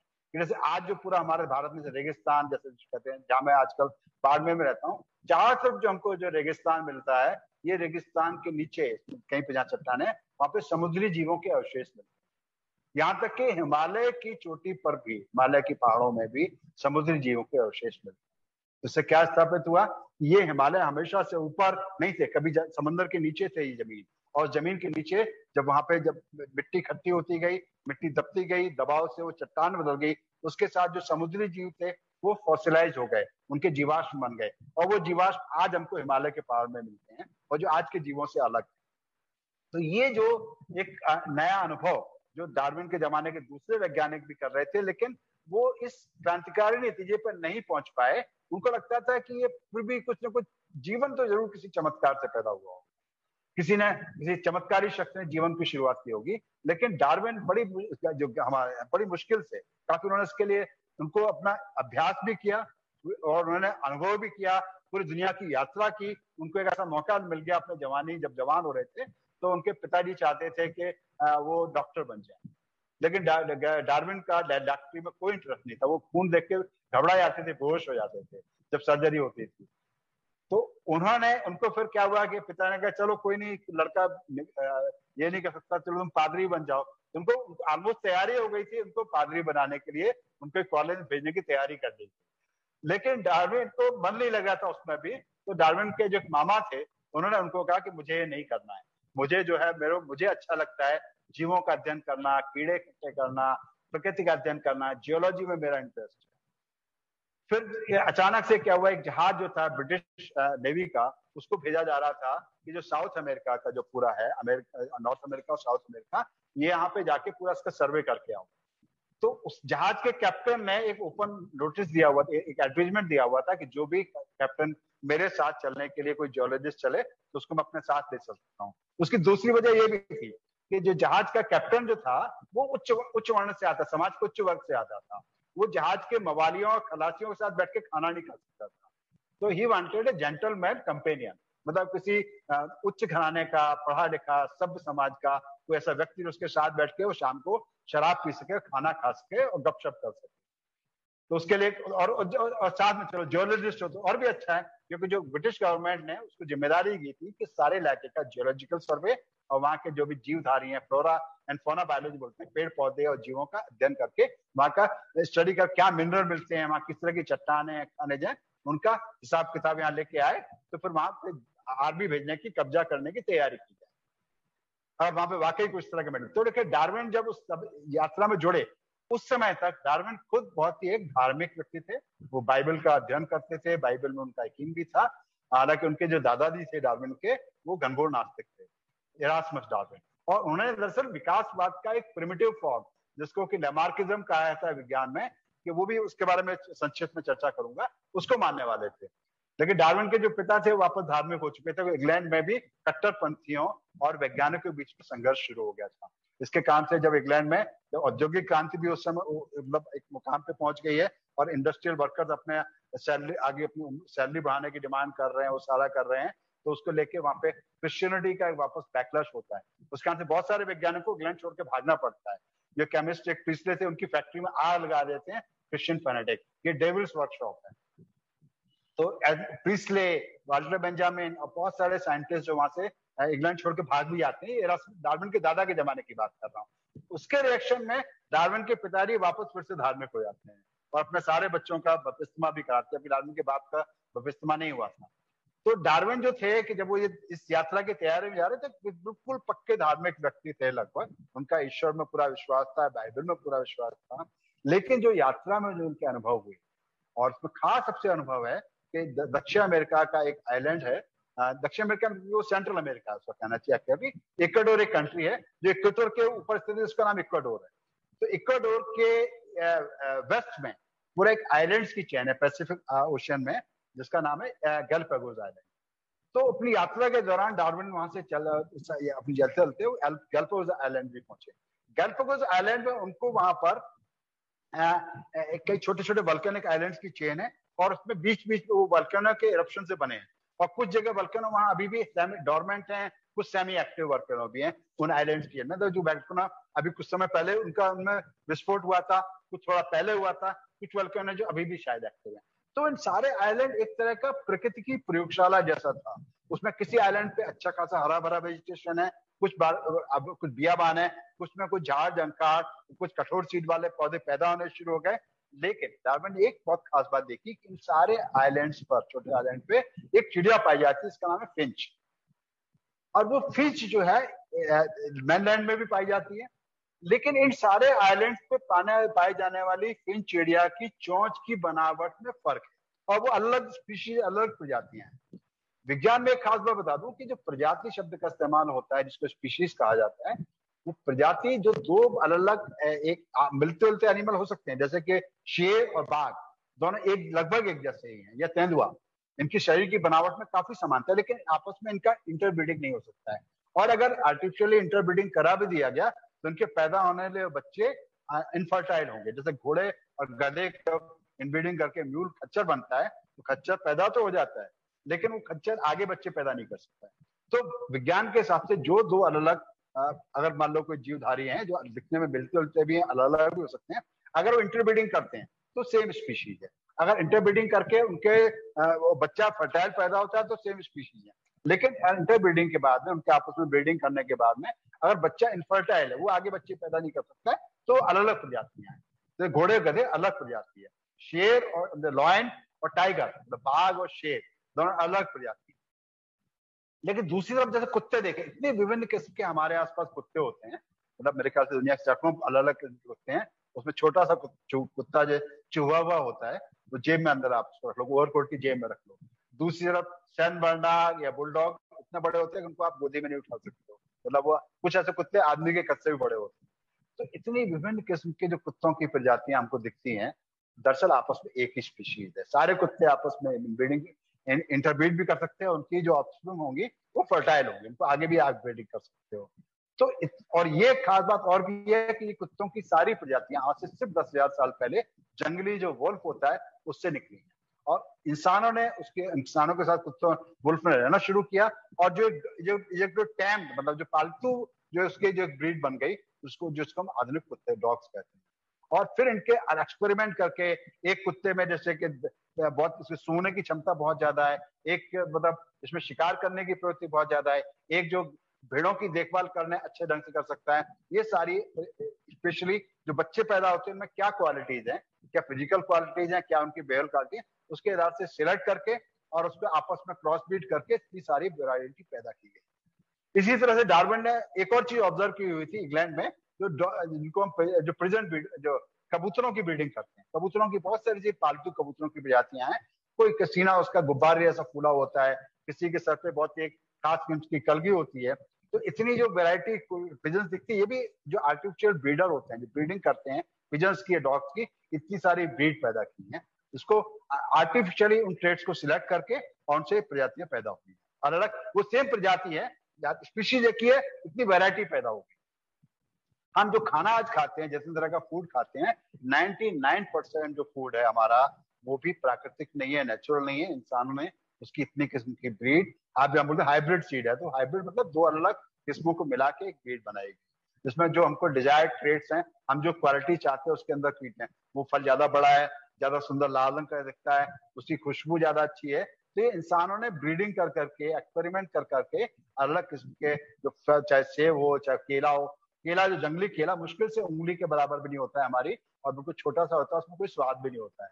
वो ब्रीडिंग कर करके, उसमें एक्सपेरिमेंट कर करके इतना स्वीट, मतलब स्वीट, एक केला खा लो तो 100 किलोमीटर साइकिल चलाओ। मैं भी कभी साइकिल चलाने निकलता हूँ तो 2 केले खा के 100 किलोमीटर का राउंड लगा के घर लौट आता हूँ, इतनी उसमें एनर्जी आ गई एक केले के अंदर, एक दो केलों के अंदर, जो कि नेचुरल जो था केला था उसके अंदर ही कुछ भी नहीं था। तो डार्विन का ये एक्सपेरिमेंट भी था इंग्लैंड का, और उन्होंने यहाँ पे देखा जो गैलापागोस आइलैंड में जो फिंच की अलग प्रजातियां मिलती हैं, इनकी शक्ल सूरत लगभग बिल्कुल अलग अलग होती है। और इनकी चोंच किसी की बड़ी है, किसी की मोटी है, कोई चोंच मतलब कठोर चीजों को तोड़ के खाने के लिए बनी हुई है, कोई जो है इसकी बारीक चोंच है जो पेड़ के तने के अंदर कीड़े निकाल के खाने के लिए बनी हुई है, और लेकिन बाकी सारी एक जैसी है। और लेकिन उनकी प्रजातियां वो अलग अलग हो चुकी है, आपस में उनकी इंटरब्रीडिंग पॉसिबल नहीं है। तो डार्विन के दिमाग में एक शंका पैदा हुई, फिंच का जोड़ा मेनलैंड से तूफान के थपेड़ों में या किसी पानी के कोई शैती बहते बहते उस पर बैठे बैठे तूफान में फंस गया, यहाँ इन आइलैंड पे पहुंचा है, फिर अलग अलग आइलैंड में चला गया है, वहां से फैल गया है, और हर आइलैंड में जो ये कॉमन जो मेनलैंड आई फिंच का धीरे धीरे उसमें बदलाव आया अपने वातावरण के हिसाब से, क्योंकि यहाँ पे क्या है, क्या वहां पे सीड कड़े हैं, और उनको सीड को तो उसको तोड़ने के लिए ऐसे पेड़ हैं कि जो कड़े सीडों वाले पेड़ हैं, तो वो जो फिंच जिसकी चोंच पतली और नोकीली है वो उन सीड्स को नहीं खा सकती है। तो ऐसी फिंच जिनकी चोंच ज्यादा मजबूत है, एक ही मान लो एक ही चिड़िया एक आइलैंड पे मान लो 1000-10,000 फिंचेज हैं, तो जिन फिंचेस की चोंच उस सीड को खाने के लिए उपयुक्त है, तो वो ज्यादा उसका सर्वाइवल का चांस होगा, और नेचुरल पे उसको ज्यादा ब्रीडिंग का चांस मिलेगा। जो ऐसी चोंच उसके लिए नहीं है वो कम हो जाए। तो धीरे उस फिंच की पॉपुलेशन में से एक आइलैंड में वो इंडिविजुअल ज्यादा आगे उनको ब्रीडिंग का मौका मिला, सर्वाइवल का मौका मिला, जो उस तरह के सीड्स को खाने के लिए अप्रोप्रिएट थे। तो लंबे समय बदलाव के बाद धीरे धीरे डार्विन ने अंदाजा लगाया कि ये फिंचेस की एक स्पीशीज से कई स्पीशीज बनती चली, और इसको उन्होंने नाम दिया आर्टिफिशियल सिलेक्शन। जो इंसान करता था, यहाँ पे नेचर सिलेक्ट कर रही है पर्टिकुलर ट्रेड्स को, उससे अलग अलग स्पीशीज पैदा कर रही है, उसको नेचुरल सिलेक्शन का नाम दिया। तो इंग्लैंड में वापस आके डार्विन ने फिर से अपने सारे स्टडीज को कंपाइल किया, उस पर पब्लिश किया, और करके एक थ्योरी निकाली जिसका नाम दिया origin of species by natural selection. जब डार्विन ने अपनी ये थीसिस, अपनी थ्योरी प्रेजेंट की, तो पूरे यूरोप में एक हंगामा हो गया, और सारे जितने पोप पादरी डार्विन के खिलाफ खड़े हो गए। लेकिन जो बाकी जियोलॉजिस्ट थे, जो बाकी नेचुरल साइंटिस्ट थे, उनको डार्विन की थ्योरी से शुरू में तो उनको दिक्कत लगी, लेकिन डार्विन की थ्योरी जितने इंटरेस्टिंग तरीके से, जितने कन्विंसिंग तरीके से डार्विन ने अपनी किताब में इस थ्योरी को प्रेजेंट किया है, मतलब आप भी चाहें तो इस किताब को कभी आपको मिल जाए तो जरूर पढ़िए। बिल्कुल एक आम सरल भाषा में पूरे अपने विकासवाद के सिद्धांत को डार्विन ने समझाया है, और उसको वहां के इंग्लैंड में जो उनके अनुभव थे और बाहर जो आके अनुभव किए उससे भी जोड़ा। उन्होंने फिर उसको कुछ क्लू उनको समाजशास्त्र से भी मिले, कि जैसे माल्थस साहब थे, इकोनॉमिस्ट थे, उनकी थ्योरी ये थी कि जो इंसान जरूरत से ज्यादा अपने आबादी पैदा करता है, हर एक इंसान जितना प्रकृति सस्टेन कर सकती है, हमारा एनवायरनमेंट, हमारा समाज, उससे ज्यादा बच्चे पैदा होते हैं। और बच्चे आप देखेंगे पुराने जमाने में हर ऑलमोस्ट एक कॉमन होता था, हर एक घर में एक से कम 10-12 बच्चे पैदा होते हैं। लेकिन 10-12 बच्चे पैदा होने के बाद ज्यादातर बच्चे साल पूरा होने के पहले ही किसी बीमारी से वो मर जाते थे। मुश्किल से 3-4 बच्चे या 5 बच्चे बचते थे। अब एक कॉमन आमतौर पे 6-7 बच्चे बचते थे, कुछ लोग तो और भी ज्यादा बच्चे पैदा होते थे। तो ये जो एक हमारा जो समाज का जो सिस्टम है, हमारी जो अर्थव्यवस्था है, वो इंसानों के ऊपर इसका इतना प्रेशर है कि इंसान अपने जरूरत से ज्यादा बच्चे पैदा करता है, लेकिन सर्वाइव हमेशा कम करते हैं। जो ज्यादा स्ट्रॉन्ग है, जो में ज्यादा एबिलिटी है, जो बेहतर तरीके से कर सकते हैं, वो आगे ज्यादा सर्वाइव। तो ये जो नेचुरल सिलेक्शन और जो आर्टिफिशियल सिलेक्शन से आइडिया लेके, हमारे समाज से आइडिया लेके, और उसको डार्विन ने एक प्राकृतिक सिद्धांत के तौर पर स्थापित किया नेचुरल सिलेक्शन का, कि हमारे जीवधारियों की जितने भी आज हमको वैरायटी मिल रही है, इन सब का एक कॉमन एंसेस्टर से, कॉमन रूट से विकास हुआ है। डार्विन ये तो नहीं पता लगा पाया कि जीवन की शुरुआत कैसे हुई, वो अभी तक उसके ऊपर रिसर्च चल रही है, काफी कुछ क्लियर हो गया है अभी भी, लेकिन रिसर्च पे चल रही है कि जीवन की पहली बार शुरुआत कैसे हुई। कभी उसके बारे में बात करेंगे। लेकिन एक बार जीवन शुरू होने के बाद तो एक खास चीज होती है, किसी भी एक जो जोड़ा है उसके इतने भी बच्चे पैदा होंगे, जरूरत से ज्यादा बच्चे पैदा होते हैं, लेकिन हमारे रिसोर्सेज लिमिटेड है। और दूसरी बात है कि बच्चे सारे एक जैसे, बच्चों में विविधता होती है। जो सबसे सुंदर, सबसे ज्यादा प्यारा बच्चा है, सबसे क्यूट है, उसको माँ ज्यादा खाना देगी। जो बच्चा बदमाश है, दुष्ट है, उसको कम खाना मिलेगा। और जो पहले तो ये भी होता था, जो बच्चा अपाहिज है उसका उतना ध्यान नहीं रखते थे, उसको बोलते थे भगवान की कृपा है, भगवान ने कुछ को श्राप दिया होगा, इसका पाप होगा पुरानी पर, इसके कारण से इसमें खामी है। तो हमारे घरों में, हमारे समाज में ऐसे लोगों को उपेक्षित भी किया जाता था। तो उसके कारण से जो बच्चे क्यूट हैं, ज्यादा स्मार्ट हैं, ज्यादा मतलब चंट हैं, वो ज्यादा उनको खाना मिलेगा, वो ज्यादा सर्वाइव करेंगे। लड़कियां भी ऐसे बच्चे लड़कों को ज्यादा पसंद करेंगी, और जो काना कूड़ा कुबड़ा है उसकी शादी भी नहीं होगी, तो उसके आगे बच्चे भी पैदा नहीं होंगे। तो वो ट्रेट है धीरे धीरे हमारे समाज में से उनको सिलेक्शन का उनको एडवांटेज, उनको हमेशा डिसएडवांटेज जाता है। ये चीज प्रकृति में भी होती है। तो ये प्रकृति में जो ये जीवन के लिए जो संघर्ष है और जो साधन सीमित हैं, उन सीमित साधनों के चलते किसी भी एक स्पीशीज धीरे धीरे, जैसी आज है, धीरे धीरे उसमें अलग ट्रेड्स जो पैदा होते हैं, उसमें कुछ ट्रेड्स का सिलेक्शन होता है और धीरे धीरे आबादी में उन ट्रेड्स की संख्या बढ़ती जाती है। फिर अचानक से मान लो कि वातावरण में परिवर्तन आया, कोई एक नदी है जैसे मान लो थी, वहां पे अचानक से छोटा सा नाला था, वो धीरे धीरे वहां पे पहाड़ में कोई बदलाव आया, धीरे धीरे कोई मतलब चट्टान टूट गई, तो वहां से जो पहले पानी की एक धारा फूटती थी जो वहां पे छोटी सी आ रही थी, अचानक से बड़ी धारा बन गई, और बड़ी धारा बन गई तो नदी बन गई। तो पहले जो छोटा सा नाला जैसे नाली जैसी बहती थी, उसके आसपास रहने वाले जीवों की जातियां थी, एक ही जीव की मान लो कई पॉपुलेशन है, आधी इधर रहती थी आधी उधर रहती, आपस में मिलती भी रहती थी, उसमें ब्रीडिंग भी होती रहती थी। और जो बीच में नदी की मोटी धारा फूट गई तो दो पॉपुलेशन एक ही आबादी एक ही स्पीशीज प्रजाति की अलग हुई। तो धीरे धीरे वक्त के बदलाव के साथ में दोनों प्रजातियां धीरे धीरे संभावना है कि अलग अलग प्रजातियों में विकसित हो जाए, और ऐसा बाद में प्रयोगों में ऑब्जर्वेशन में देखा भी गया है कि एक स्पीशीज से दूसरी प्रजातियों का टूटना और बढ़ना। और ये बड़े जीवों में तो हम रोज देख नहीं पाते, कि हमारा कॉमन सेंस तो नहीं कहता है कि कभी कुत्ते के बच्चों में से अचानक से कोई बिल्ली पैदा हो जाए, कोई जिराफ पैदा हो जाए, ऐसा तो नहीं होता। कुत्ते के बच्चे कुत्ते पैदा होते हैं, तो अचानक से जीव जाते हैं कैसे पैदा हो सकते हैं। लेकिन ये जो बदलाव है ये बहुत धीरे धीरे होता है, और इसका एक प्रायोगिक अनुभव ये भी है कि जैसे कि हमने उनमें देखा, ये जो आपकी जैसे कि कुत्तों बिल्लियों में जो होता है कि इनमें धीरे धीरे जो परिवर्तन हुए हैं कुत्तों की इतनी वैरायटी में, लगभग 10,000 साल लग गए, और 10 साल लगातार कंसिस्टेंस कोशिश करके इतने सारी इतनी ब्रीड्स पैदा हो गई, इनमें वेरिएशन पैदा हो गए। तो प्रकृति जिसके पास लाखों करोड़ों वर्ष का समय है, कि जो जियोलॉजिकल स्टडी से पता लगा कि धरती की जो उम्र है वो कुछ हजार लाख साल की नहीं है। जो बाइबल मानती थी धरती मुश्किल से 4,500-5,000 साल पुरानी है, हमारे कई शास्त्रों के हिसाब से तो धरती खरबों खरबों साल पुरानी, इतनी बड़ी से भी ज्यादा पुरानी है।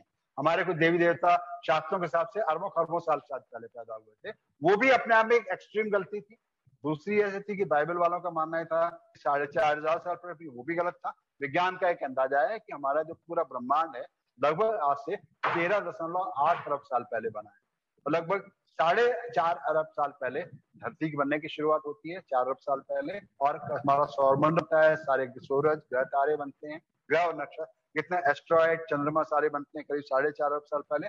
धरती पे जीवन की शुरुआत लगभग 3.8 अरब साल पहले होती है, और 3.8 अरब साल पहले जो शुरुआत होती है, पहले सबसे पुराने हमको बैक्टीरिया के फॉसिल्स मिलते हैं, बहुत ही जो सूक्ष्म जीव है जो हमको आंख से नहीं दिखते हैं। और फिर धीरे धीरे बदलाव होते होते अगर हम पूरे धरती के इतिहास को, जो लगभग 3.8 अरब साल पुराना है, इसको हम पूरा अपने हाथ की मेरे गले के केंद्र से लेके हाथ का जो सिरा है यहाँ तक, ये पूरा धरती का इतिहास है। तो लगभग 1 अरब साल, 2 अरब साल, 3 अरब साल, 4 अरब साल का जो पूरा इतिहास है, तो लगभग यहाँ तक आते आते मतलब 3 अरब साल तक आते आते इससे धरती पे एक कोशीय जीव, जिनको हम बैक्टीरिया बोलते हैं या अपना प्रोटोजोन्स बोलते हैं, इन एक कोशीय जीवों में लगभग आज से करीब 600 मिलियन ईयर पहले, लगभग बोलना चाहिए कि 0.8 अरब 6 अरब साल पहले लगभग वहां पे आके आपका मल्टी सेलुलर जीवन पैदा होना शुरू होता है। आगे विकसित होते थे जो सिर्फ आपका 600 मिलियन ईयर के पीरियड में इतना सारा विभिन्न किस्म का जीवन विकसित होता है। और इंसान को, जिसके बारे में मुख्य तौर पे हमारे लेक्चर्स में आगे चर्चा करेंगे, धरती पर आए हुए मुश्किल से अभी आपके 3 लाख साल हो। तो कहाँ तो अपना लगभग 4 अरब साल, 3.8 अरब साल जीवन का इतिहास, उसमें इंसान को आए मुश्किल से 4 लाख साल पहले। तो हम अगर इस मॉडल में बात करें कि ये पूरा जीवन का इतिहास है, तो इंसान का अस्तित्व, तो हमारा जो नाखून है, ये नाखून में जो थोड़ा सा नाखून बढ़ा हुआ है, इतना सा ही जीवन मनुष्य के अस्तित्व का है पूरे 3.8 अरब साल में। तो हम कभी नाखून अपना फाइल से घिसते हैं, एक नाखून के स्ट्रोक से पूरी ह्यूमन हिस्ट्री को हमने जैसे इरेज कर दिया। इतना छोटा सा मनुष्य का जीवन है। तो ये जो बदलाव है हम अपने जीवन में उस तरह से नहीं देख पाते हैं कि इतने विभिन्न किस्म के जीव आए, और उसमें से धीरे धीरे जो विकास हुआ, जिसको उत्परिवर्तन बोलते हैं, इवोल्यूशन हुआ। ये इवोल्यूशन होते होते अब लगभग 3.8 साल पहले मल्टी सेलुलर लाइफ आती है, फिर तरह तरह के विभिन्न किस्म अगली बार संक्षेप में इसकी चर्चा करके फिर हम अगले मनुष्य की शुरुआत, मुख्य जो हमारा विषय है, उसके बाद आगे बात करेंगे। तो ये हमारा आज का मतलब शुरुआत है। अब इसके से आज जो बात है इसमें कोई रिलेटेड कोई क्वेश्चन हो, कोई डाउट हो, कोई क्वेरी हो, तो आप सवाल सामने रख सकते। Thank you sir. ये सिलसिला रियली अभी जारी रहेगा। एक नई सोच, एक बेसिक एनालिसिस आपने हमें बता दी है सर। एक एनालिटिकल माइंड होना चाहिए, आप खुद एक ओशन ऑफ नॉलेज। चलो विज्ञान की ओर एक पड़ाव, एक first step to ask the question, मन में सवाल आना चाहिए। तो ये मनुष्य की कहानी, विज्ञान की जुबानी, ये जो लेक्चर मतलब एक सीरीज, एक थीम लेके आप और भी लेक्चर्स लेने वाले हैं। हमें अभी तक 2 क्वेश्चंस आए हुए हैं। दुर्गेश कुंतल जी ने ऐसा पूछा है, जो मेडिटेशन के दौरान मन में परिवर्तन आता है उसको स्पिरिचुअल साइंस कहा जाता है क्या सर? दरअसल ये जो स्पिरिचुअल शब्द इस्तेमाल किया, स्पिरिचुअल साइंस, तो ये जो पूरी धारणा ही वहीं से आती है कि जब हम जीवित पदार्थ को अजीवित पदार्थ को अलग अलग मानते हैं और स्पिरिट कोई बाहर से एक्सटर्नल चीज है जो शरीर के अंदर घुसती है। तो ये जो डाइकोटोमी है, मतलब जिसको बोले डाइकोटोमी, मतलब 2 विभाजन है कि एक स्पिरिचुअल वर्ल्ड, एक मटेरियल वर्ल्ड। ये जो डाइकोटोमी, जो विभाजन है, ये सही नहीं है। दरअसल कोई स्पिरिट कोई अलग से कोई चीज नहीं है। अगर हम जीवन को और आगे जैसे हम बात करेंगे, कल थोड़ा उसके बारे में बात करूंगा संक्षेप में, कि ये जो जीवित क्या चीज है जो हमको जीवित रखती है। हमने बात की कि आदमी मर गया और कांच का शीशा टूट गया, तो क्या चीज बाहर निकल गई? दरअसल हमारे शरीर को देखा जाए तो छोटी छोटी कोशिकाओं का बना। आप लेबोरेटरी में अपना माइक्रोस्कोप के नीचे स्किन को थोड़ा छील के रखेंगे तो उसके अंदर आपको सेल दिखाई देना शुरू हो जाएंगे। जितने भी जीवित पदार्थ है ये सेल के बने हुए हैं। तो ये जो सेल है, कोशिका है, ये जीवन की मूल इकाई है। और ये सारे सेल अपने आप में बहुत जटिल संरचना है, इतनी आसान नहीं, ऊपर से हमको समझ में भी नहीं आता है। हर सेल के अंदर मतलब देखा जाए तो हमारे अपने आप में सेल है जो, वो भी एक कोई इंडिपेंडेंट यूनिट नहीं है। उसके अंदर भी विभिन्न किस्म के दूसरी सेलुलर रचनाएं भी निहित हैं। हमारे शरीर के ऊपर, हमारे शरीर के अंदर हमारे अपनी कोशिकाओं से 10 गुना ज्यादा बैक्टीरिया होते हैं। और ये बैक्टीरिया सिर्फ सेल के बीच में नहीं होते हैं, हमारे स्किन पर हो, हमारे टिश्यू के बीच में हो। वो बैक्टीरिया हमारे गट्स में जैसे होते हैं, हमारी आंतों के अंदर होते हैं।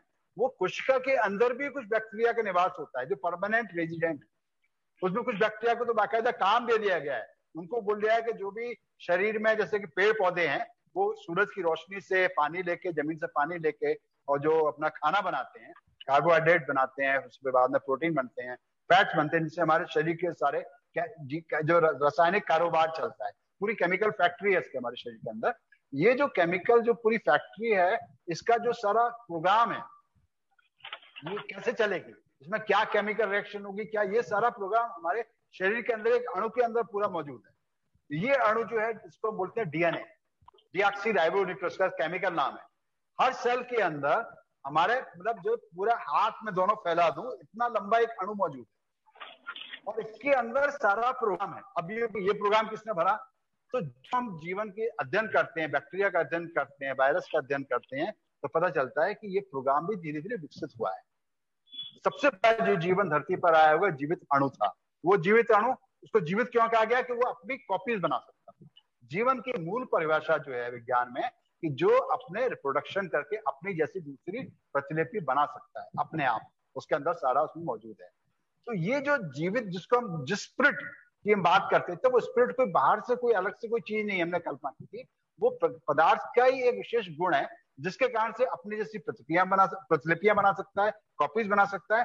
और सारे जीवन का जो कारोबार है, जिसको हम केमिकल खेला हमारे शरीर के अंदर चल रहा है, वही केमिस्ट्री जो लैब में हम प्रयोग करते हैं, वही उसी तरह की केमिस्ट्री हमारी कोशिकाओं के अंदर हर वक्त चल रही है। हर वक्त हजारों मतलब अरबों खरबों केमिकल रिएक्शन हमारे शरीर के हर सेल में हो रहे हैं और केमिकल रिएक्शन से ही वो हमारा जीवन का कारोबार चल रहा है। तो कोई स्पिरिट कोई अलग से चीज नहीं है कि मतलब कोई अलग से, जैसे कि बोले शक्कर में मिठास क्या है या नमक खारा क्या है, नमक में खारापन क्या है। तो नमक का जो खारापन है वो दरअसल जिन 2 चीजों से मिलकर मिलता है, दोनों ही खारी नहीं है। एक है सोडियम, एक है क्लोरीन। सोडियम भी पॉइजन है, क्लोरीन भी पॉइजन है। और सोडियम के जो आप हाथ पे रखोगे तो आपका हाथ जल जाएगा, क्लोरीन सूंघ लोगे तो आप बेहोश हो जाओगे, मर भी सकते हो। लेकिन दोनों के संयोग से जो सॉल्ट बनता है सोडियम क्लोराइड, वो हमारे लिए जरूरी है। वो उसका जो खारापन है उसके सोडियम और क्लोरीन के गुणों के सम्मिश्रण से वो खारापन बना है। खारापन कोई ऐसी अलग चीज नहीं कि नमक में डाल दोगे तो नमक खारी हो जाएगा, वो खारापन की स्प्रिट निकाल दोगे तो नमक खारा नहीं रह जाएगा, वो बेस्वाद हो जाएगा। तो ऐसे हमारे शरीर के अंदर जो जो जीवन का जो गुण है, जिसको लोग स्प्रिट की कल्पना करते थे, वो हमारे अंदर शरीर के मौजूद रसायनों के क्रियाकलापों से, प्रक्रियाओं से वो जीवन पैदा होता है। वो जो क्रियाकलाप खराब होने शुरू हो जाते हैं, धीरे हमारी आंख कमजोर हो जाती है, हमारे कान कमजोर हो जाते हैं, हमारे दांत गिरने लगते हैं, हमारा स्किन की सेंसिटिविटी कम होने लगती है। तो धीरे धीरे जीवन जो हमारा जो जो जो जीवित जीवन है, धीरे धीरे जैसे रिस रहा है हमारे शरीर के अंदर से, जैसे जैसे वो डिफेक्ट पैदा होने शुरू हो जाते हैं कि हमारे डीएनए में भी डिफेक्ट आने शुरू हो जाते हैं उम्र बढ़ने के साथ। उसके कारण से कैंसर भी होने लगता है लेट एज में। वो डायबिटीज हो जाती है कि हमारा जो वो बनाने वाला जो इंसुलिन बनाने वाला जो सेल थे वो खराब हो गए, उनके अंदर का डीएनए प्रोग्राम अब काम नहीं कर रहा है ठीक से, या बाई बर्थ डिफेक्ट था। तो ये सारा जो जीवन है, स्प्लिट है, ये कोई अलग से कोई चीज नहीं। स्प्लिट दरअसल एक तरह का धोखा है। हम इस धोखे में लाखों हजारों साल से बने रहे, कोई अलग से कोई शक्ति है। दरअसल हमारे शरीर के जो पदार्थ है उसके विभिन्न खास के संयोजन से उसमें जीवन का गुण आ जाता है। जीवन कोई बाहर से अंदर से कोई नहीं डालता है, या जीवन निकल के कोई बाहर नहीं चला जाता है।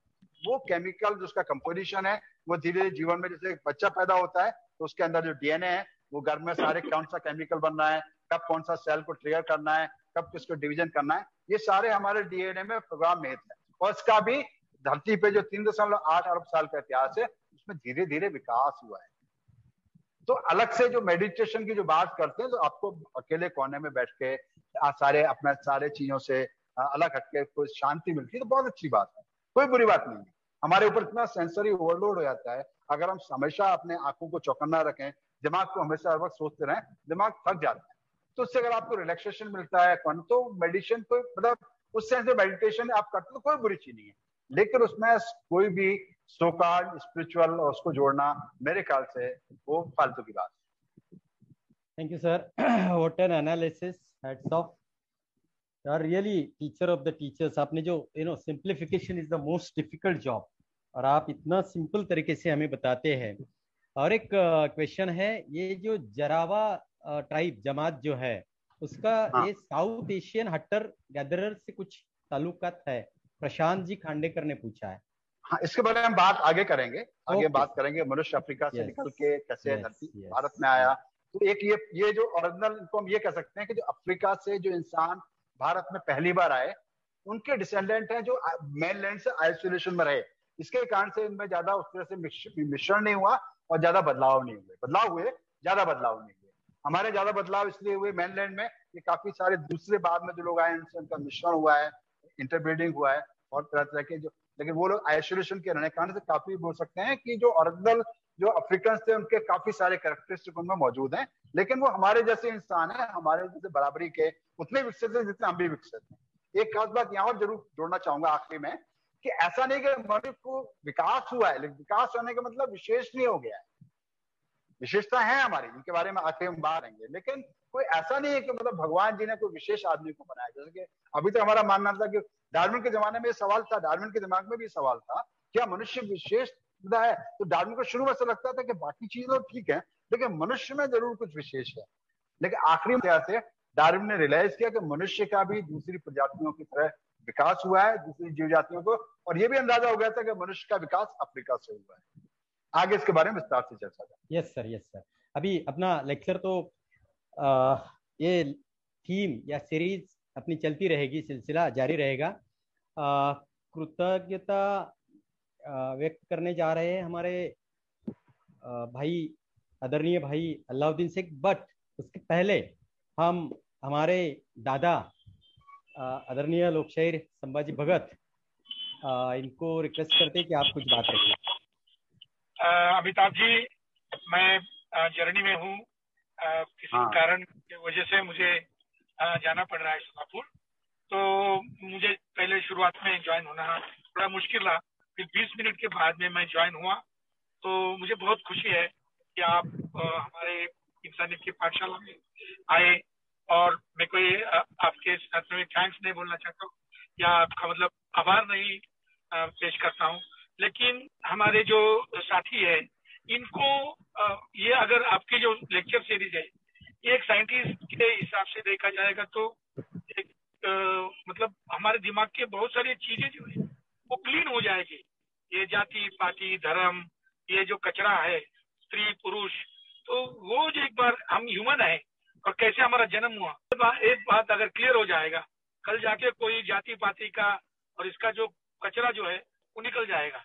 आपका मुझे बहुत अच्छा लगता है कि आप हमारे स्कूल में आए और ये 5 लेक्चर जो है आपके ये रिकॉर्ड किए जा रहे हैं और ये यूट्यूब पे भी डाले जाएंगे। अभी तो फेसबुक पे भी जारी है, लेकिन हम यूट्यूब पे भी डालेंगे, तो काफी सारे जो लोग हैं, जो नए आने वाले बच्चे हैं, वो भी सीख जाएंगे, तो बहुत अच्छा होगा। मैं आपके प्रति कृतज्ञता व्यक्त करता हूँ और नेक्स्ट सैटरडे को मतलब विदाउट इंटरप्शन मैं आपके साथ में लेक्चर में रहूंगा। ये बाद में जाके मैं फेसबुक पे भी सुनूंगा, तो बहुत अच्छा है। अभी हमारे जो सुनने वाले जो दर्शक है उनसे मेरी प्रार्थना है कि अमिताभ जी और 4 क्लास लेने वाले हैं, तो अपने सारे दोस्तों को, अपने सारे भाई बहनों को ये लेकर बैठो और ये सुनो। बहुत सरल हिंदी है, कुछ ज्यादा जार्गन नहीं है, ये कोई बहुत क्लिष्ट साइंस नहीं है, ये डिमिस्टिफिकेशन ऑफ साइंस है। साइंस को भी सिंपल करके बता रहे हैं, तो बहुत बढ़िया मौका है सारे लोगों के लिए। मेरी सब दर्शकों से विनती है कि आप सारे लोग नेक्स्ट सैटरडे को 6 बजे ये लेक्चर सीरीज का अच्छा प्रचार करो और ज्वाइन हो जाओ। मैं बीच में ही बात किया, हमारे भाई आपसे बात करने वाले हैं। अमिताभ जी मैं आपको प्रणाम करता हूँ और मेरी बात यहाँ मैं खत्म करता हूँ। धन्यवाद साथी। अमिताभ पांडे जी, मैं भी बाहर था और मुझे आपको गाड़ी में सुनने का मौका मिला, मुझे बहुत अच्छा लगा। आपने जो बात रखी तो मुझे ऐसा लगा कि एक मेरा सेंटेंस जो पता नहीं दिमाग में चल रहा था कि विज्ञान ये सत्य की खोज करता है और धर्म ये कल्पना विस्तार करके लोगों को अलग रास्ते पर लेकर जाता है। अगर हमें सत्य की खोज करना है तो विज्ञान के साथ चलना होगा और हमें आगे बढ़ना होगा। और सत्य की खोज हमेशा ही बहुत बेहतरीन होती है और वो जिंदगी को एक नया आयाम देती है। और आज आपने जो बात रखी वो मुझे बहुत अच्छी लगी। उसमें सबसे महत्वपूर्ण बात यह है कि जैसे बाइबल हो या कुरान हो, इसमें आदम और हवा या तो एडम एंड ईव को ऊपर से भेज दिया है। जो हमको ऐसा लगता था, हर इंसान को लगता है, तो इंसान ऐसे कोई स्पेशल नहीं है, उसमें बदलाव आया और बदलाव के बाद आज का जो इंसान बना है वो बहुत महत्वपूर्ण मुद्दे पर चर्चा भी कर रहा है और अपनी खोज भी कर रहा है। मुझे लगता है कि ये बातें विज्ञान ने हमें दी है और इस तरह से आपने जो आज बात रखी है उससे बहुत से लोगों की दृष्टि जो है वो साफ हो जाएगी, क्लियर हो जाएगी। और ये दृष्टि अगर क्लियर होती है तो हम लोग आगे और भी सोचकर विज्ञान के साथ चलकर कुछ बदलाव ला सकते हैं। और जैसे दादा कहते हैं कि जो जात पात धर्म की बात है उसको छोड़कर हम एक नए आयाम की ओर जा सकते हैं। मुझे लगता है कि ये ज्यादा जरूरी है। आप अभी 5 वर्कशॉप में हमारे साथ रहने वाले हैं, तो मानुष्की की स्कूल जो है, मानुष्की की शाला, जिसको हम लोग मराठी में मानुष्की की शाला कहते हैं और हिंदी में इंसानियत की पाठशाला, तो इसकी ओर से मैं आपकी कृतज्ञता व्यक्त करता हूँ। और आज आपने यहाँ पर आकर बहुत अच्छी बातें, जैसे डार्विन का सिद्धांत हुआ, गैलीलियो की बात की, तो उससे लोगों को पता चल सकता है कि क्या कैसे कैसे बदलाव आते गए हैं और ये बदलाव होने से क्या आज की व्यवस्था और बाकी फिर बाद में की व्यवस्था किस तरह से आई है, ये समझने में सबको आसानी होगी।